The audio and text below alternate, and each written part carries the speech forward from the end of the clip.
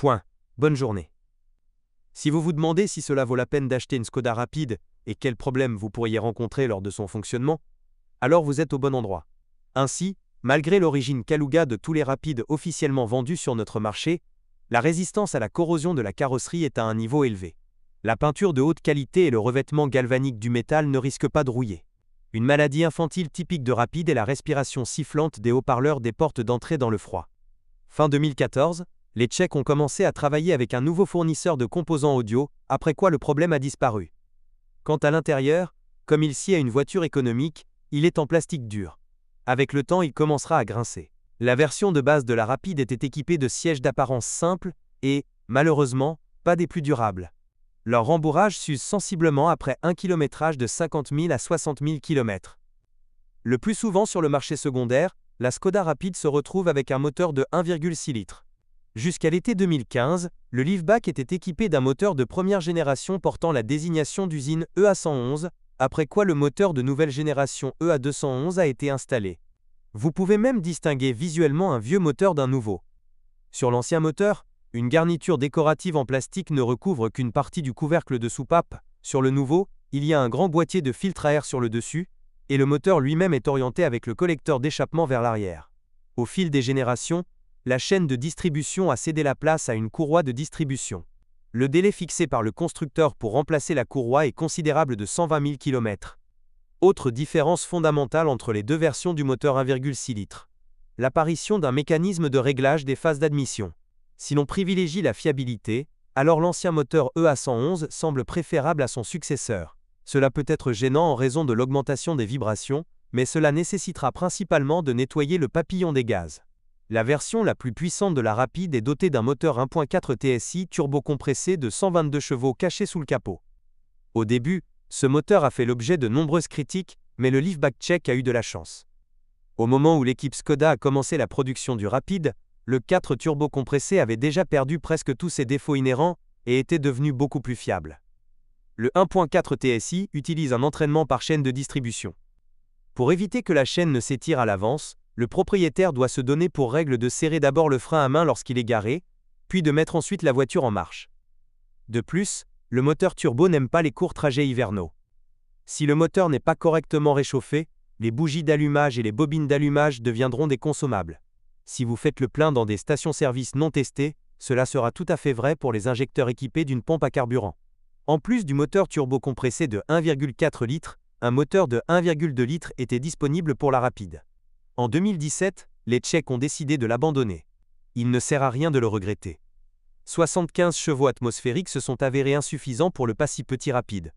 Mais si la dynamique est loin d'être votre première priorité, il est peu probable que le moteur le moins puissant soit décevant. Sa ressource est estimée entre 250 et 300 000 km. La chaîne du mécanisme de distribution peut supporter jusqu'à 150 000 km. Dès que la chaîne commence à trembler, elle doit être immédiatement remplacée avec les pignons. Si la chaîne saute, les conséquences seront terrifiantes. Soupape tordue, culasse arrachée, piston endommagé. Le coût des réparations n'en sera pas moins terrifiant. Le moteur 1.4 TSI le plus puissant est associé exclusivement à un robot DSG à 7 vitesses. Absolument tout le monde a déjà grondé la boîte à 2 pochettes sèches, mais si vous mettez de côté vos émotions, il s'avère que tout n'est pas si terrible. En 2012, la transmission robotisée a été sérieusement améliorée, grâce à laquelle la Rapide était initialement équipée de la version la plus avancée et la plus fiable de cette boîte de vitesse. Sans remplacer l'embrayage ni réparer la mécatronique, le robot peut parcourir jusqu'à 120 000 km. Pas grand-chose, mais les progrès sont vraiment évidents. La transmission manuelle de base à 5 vitesses est bien entendu plus fiable. Les propriétaires peuvent être effrayés par des bruits de cognement lors du changement de vitesse, mais ce n'est pas la faute de la boîte. La source des sons parasites réside dans les supports du groupe motopropulseur. Les amateurs de conduite agressive, avec des changements de vitesse rapides et pas toujours précis, doivent se préparer à une usure accélérée des synchroniseurs. Dans le pire des cas, le différentiel peut se bloquer. Cependant, même pour les conducteurs prudents, à mesure que le kilométrage augmente, les vitesses commencent à changer moins clairement. Une autre transmission disponible pour la Rapide est la automatique ES1 à 6 vitesses. La boîte de vitesse est extrêmement exigeante sur la propreté et la qualité de l'huile. Et même si le manuel d'utilisation de l'entreprise ne prévoit pas du tout de changer le liquide de transmission, Cela ne fera certainement pas de mal de s'arrêter dans un centre de service pour effectuer une opération pas si coûteuse, tous les 80 000 km. Si la transmission automatique commence à changer de vitesse par à-coup ou par à-coup, une vidange d'huile doit être effectuée immédiatement. De plus, les propriétaires de Rapide doivent savoir qu'en 2016, l'ESA automatique a reçu un firmware infructueux. Lors d'accélérations intenses, la transmission pourrait rester bloquée en deuxième vitesse. Un an plus tard, le firmware électronique a été réécrit, après quoi le problème a disparu. Skoda Rapide a été créé à une époque où VEAG envisageait simplement de développer une plateforme modulaire MQB. Mais cela n'a pas empêché les ingénieurs de Skoda d'utiliser une sorte de module, la partie avant de la berline Fabia, l'arrière du plus grand modèle Octavia. C'est pourquoi le Rapide s'est avéré être à double voie. La voie des roues arrière est environ 4 cm plus grande que celle des roues avant. Mais les propriétaires de Skoda Rapide n'ont pas prêté attention à cette caractéristique intéressante, mais au fort craquement de la suspension, que l'on retrouve même dans les voitures neuves. Il s'est avéré que le lubrifiant déposé sur le convoyeur n'était pas suffisant.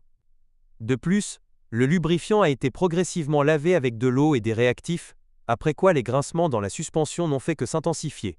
Depuis 2016, les Tchèques ont commencé à utiliser un lubrifiant différent, grâce auquel le problème a disparu. Quant à la durée de vie de la suspension, ce n'est pas un record, mais tout à fait suffisant.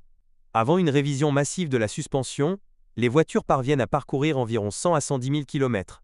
Premièrement, les amortisseurs arrière sont abandonnés. Ensuite, les roulements de support, les embouts de direction et les roulements de roues doivent être remplacés. Les rotules servent surtout dans la suspension Skoda Rapide. Dans le but de créer une voiture abordable, Skoda a utilisé des solutions techniques simples et éprouvées lors de la création de la Rapide. Et cela a donné ses résultats. Du point de vue de la fiabilité, Rapide semble beaucoup plus attractif que nombre de ses camarades de classe. La fiabilité du liftback tchèque est indirectement indiquée par le fait qu'il est activement utilisé par les services de taxi, où de nombreux exemplaires parcourent 400 à 500 000 km sans problème sérieux. Si nous parlons de choisir un exemplaire précis, alors il vaut mieux opter pour une voiture produite après 2014.